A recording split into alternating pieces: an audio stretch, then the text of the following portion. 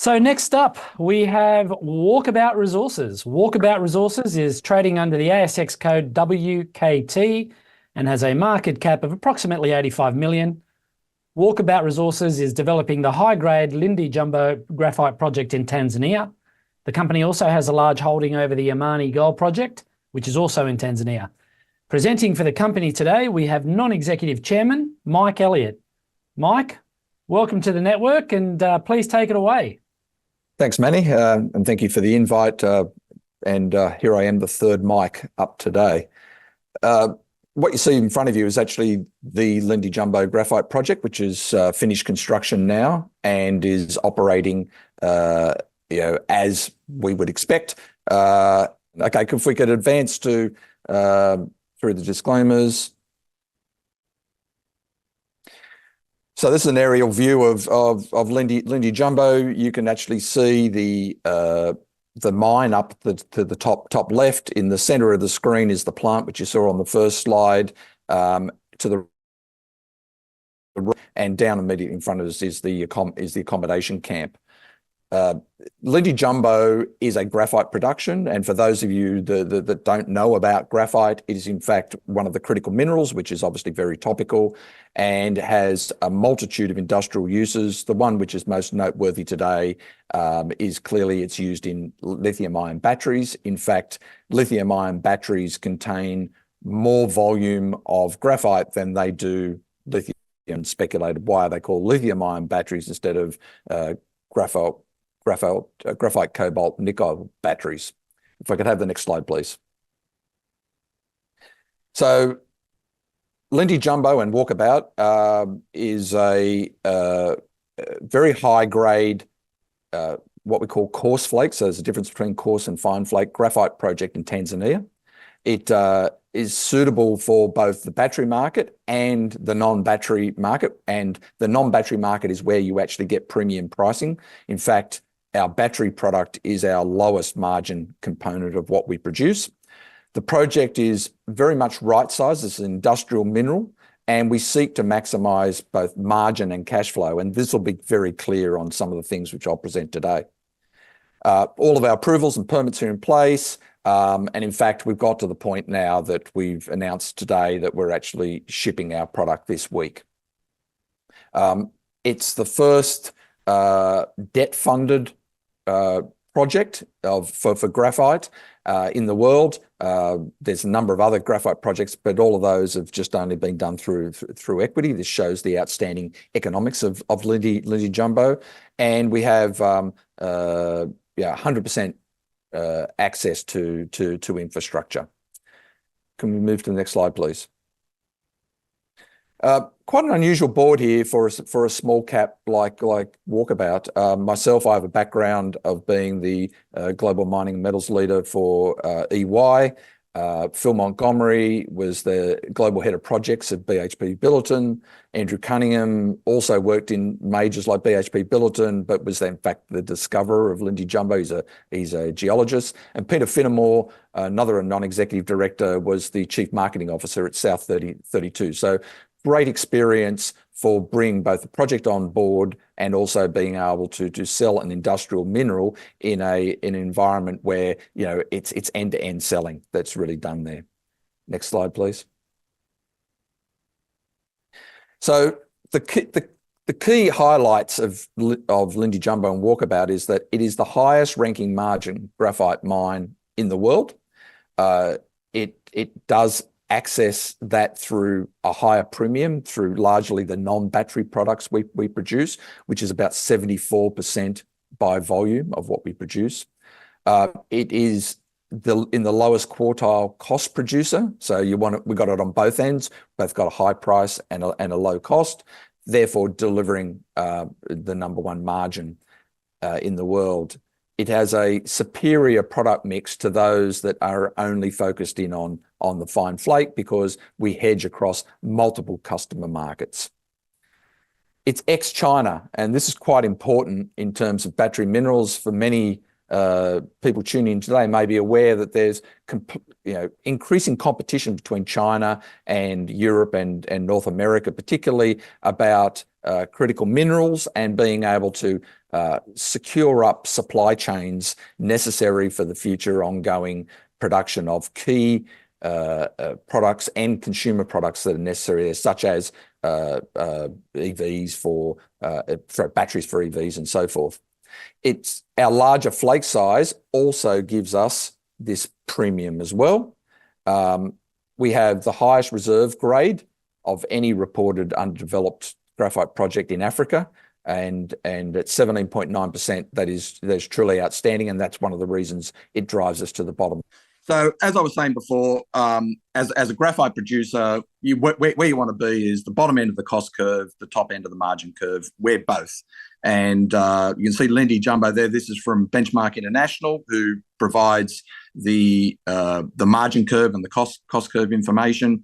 We're best in class there. We may not be the largest producer, but we're certainly focused in on maximising that particular margin.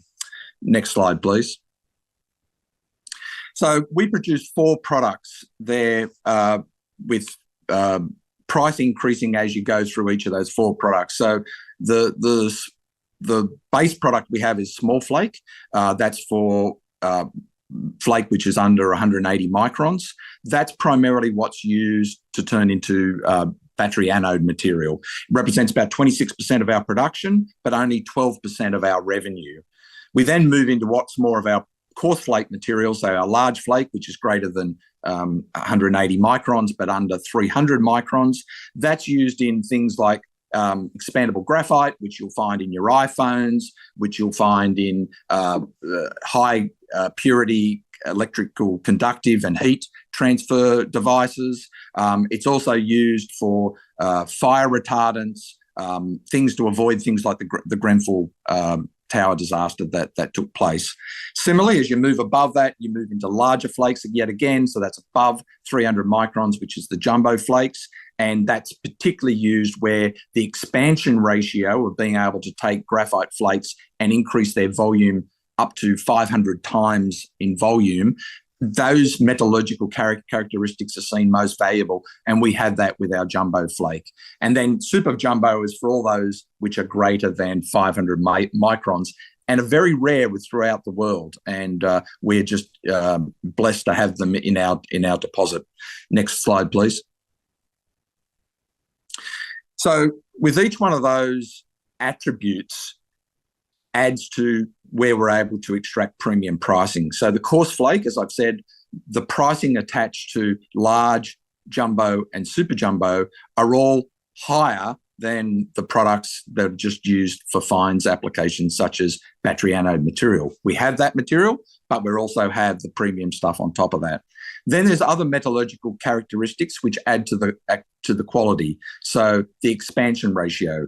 China, which is the largest producer of natural graphite in the world, their expandable graphite is only roughly 200 to 250 times expansion in volume, whereas what we get in Lindy Jumbo is somewhat twice that. So it's 450 to 500 times. It's that additional capability which adds additional premium to our product. And importantly, in this environment, which I was speaking about earlier when I was on, is the divide between Chinese and the rest of the world. And China is being at least a source of concern for continuity of supply within supply chains. So there is now opening up an ex-China product premium price, and we're starting to see that through some of our early sales into Europe and in North America. Next slide, please. So people think of Tanzania, they think of Africa. It's one of 50 odd countries in Africa, but it is quite a middle income country within Africa, has quite good logistics and infrastructure. And in many ways, they're not dissimilar to what you would have in WA. We have good ports, good container ports, 2 of them which are within trucking distance from our mine. We have sealed roads, all but for the last 15 kilometres to our mine. We have grid power. And in fact, that's a major benefit to us because while it's grid power, we're getting 5 megawatts at very cheap prices. It's 6.2 cents per kilowatt hour. It's about 20% of what it would be to if we were going on diesel gen-fired power. So with that in place, it also is low CO2 output because it's primarily a hydro and gas network. There is no coal-fired power stations on the Tanzanian grid, and we have ample access to water through either streams, mine runoff, and also we have a bore field on site. Next slide, please. So we've come to this interesting juncture where in the last week we have actually started shipping our product. We've been producing it over the last month, and that's all been done with the benefit of both capital that we've raised from the market, but also a $20 million US dollar debt facility, a senior debt facility, which has been fully drawn by the 31st of March, and a $5 million standby facility, which at this stage we haven't required to draw down. It's a 3-year term deal with for project finance, but it is available for refinancing on the first anniversary date, which comes up within the next month.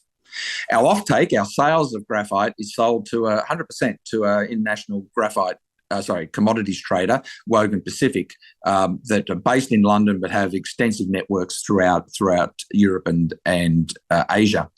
Through those, we actually get a benefit of 80% of our ultimate invoice amount is delivered to us when we load the product on the ship.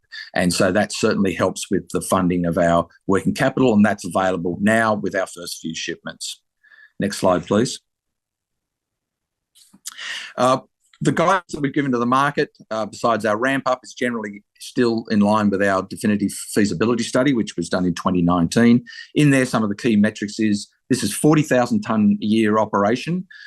We have the capability of producing more than that, but this is an industrial mineral that we're not bound by resource, but bound by market size of demand for our product. And so we're not looking to disrupt this market, and we've gone in with a pretty conservative 40,000 tonnes per annum. With no further capex, we could easily expand that beyond that, which I'll speak to shortly. But that'll give us a 24-year mine life with operating costs of $347 free on board at the Port of Mtara. It's probably a bit more than that now because of passage of time since this was done in 2015, but it would still be at the bottom of the cost curve compared to others within the industry. Produces a post-tax IAR of 119%. It's truly an outstanding economics, which is driven by the size of this margin. Next slide, please.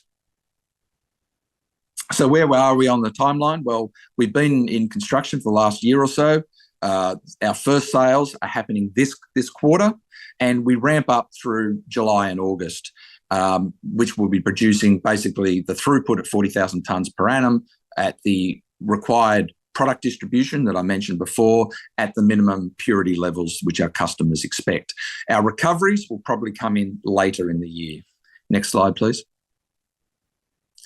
So Walkabout and Lindy Jumbo also offers enormous growth potential. Many other graphite projects not yet in production have been really talking about the downstream opportunities. Those downstream opportunities are available to us as well. So first of all, we have an exploration target of anywhere between 72 and 172 million tonnes of high-grade graphite. That is available for us to bring into production if the market is there. It can be internally funded for us to be able to expand, first of all, to 50,000 tonnes per annum with zero capex. Our plant, we're already running at 23% unused plant capacity, with an additional 10,000 tonnes being available for very small capex of just upgrading some pumps and motors. The current plant, as I said, has this 23% excess capacity, which is kind of unheard of in new plants for a mining company coming into production. Our cutoff grade is 10%, and that's way above the material grades of many other graphite projects that are out there and listed on the ASX. We have about 8 million tonnes of low-grade stockpile material, which will be producing at 6% TGC, which is higher than, again, what a lot of other companies have, and that will give us another 25 years mine life.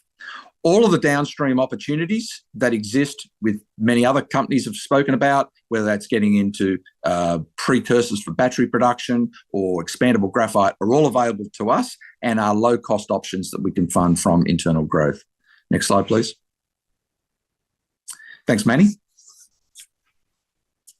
Okay, Mike. That was fantastic. So you're in production already, and we did have a question come through whilst you were doing the presentation, asking you did mention you've actually started your shipments. Correct. What sort of revenue is that currently bringing in? I realise obviously you're still in the ramp up phase. So, but what sort of revenues are we talking about initially? Yeah, look, the guidance that we've given in the past is our life of mine basket price, which is $15 per ton, and that price is probably closer to what we're seeing the average basket prices coming out of Europe at this point in time. Maybe slightly below that, but not much below that. Whereas the often referred to China prices are considerably below that at this point in time. So, you know, our ramp up is pretty small in the early days as we're focusing on throughput on mine, but the product that we're selling is particularly those that are able to go into Europe and North America are actually, you know, likely to achieve quite good prices. Okay. There's another question's come in around cash flow, or free cash flow, I should say. So the question is, can you provide a timeline or give us an idea for when you expect positive free cash flow? Yeah, so there's certain levels of positive free cash flow because it's such a high margin project. Then it gets to that position relatively quickly.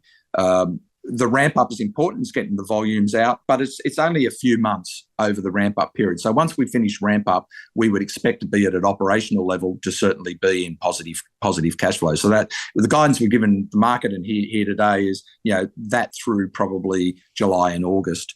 After that, we obviously still need to service our debt. So we could have positive cash flow from the project, but we also need to make the contributions to service our debt.